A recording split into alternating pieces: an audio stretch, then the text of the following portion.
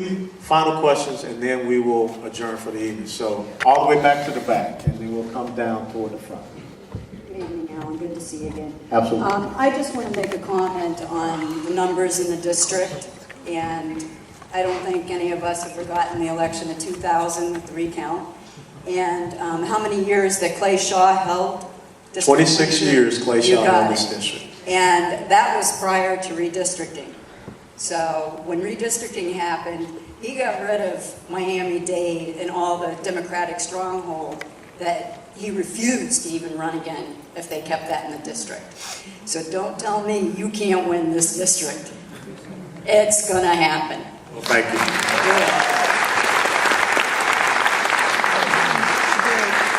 Okay, I'll go to my naval aviator buddy here. Thanks, Alan. Great to see you. Doing a wonderful job. Keep it up. I got here a little late, so if you've already touched on this, please stop me. But I think this is a good follow-up maybe to this earlier question. Where is the outrage from the administration and Ron Klein about the rockets coming out of Gaza going into Israel over this weekend versus the outrage about the flotilla that was obviously delivering those rockets to Gaza? That's the first part of the question.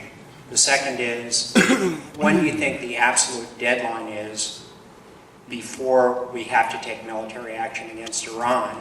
And when you're elected to Congress, how do we force the administration to take that action? Because they're obviously very reluctant to do anything but talk.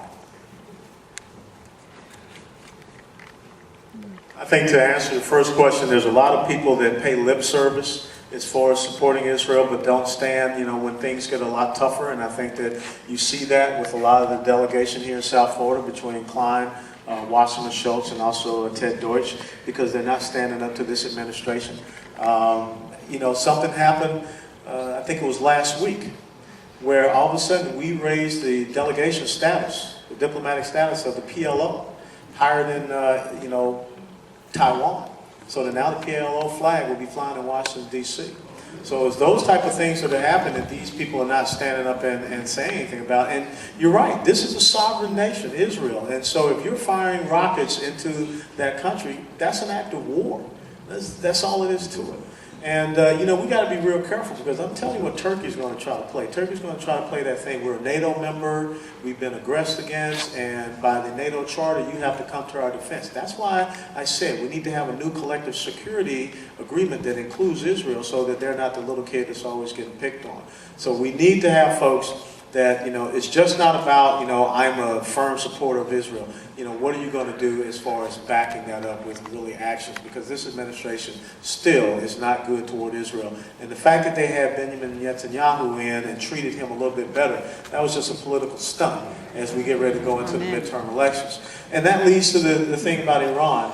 We don't need another Sir Neville Chamberlain moment, where, we have someone that's going to stand there with a piece of paper saying that there would be peace in our times. Iran is deadly serious about what they're going to do. Sanctions is not going to do it. We need to take out their military capability, not civilian capability, their military capability. And I'm not about nation building. I'm not about occupation. I think that the number one thing that people in that part of the world understand is strength and might. And sometimes you got to wrap a knucklehead upside his mouth.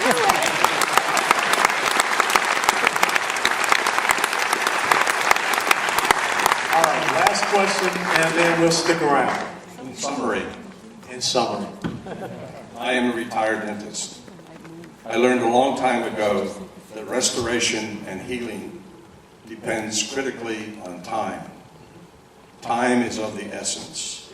Brothers and sisters, the moment is now. Well, I don't know how better to sum it up than to say that this is your moment. And this is a moment in history that people will talk about years from now. And what we do, in that great movie Gladiator said, what we do today will echo for eternity. But I want it to echo in victory.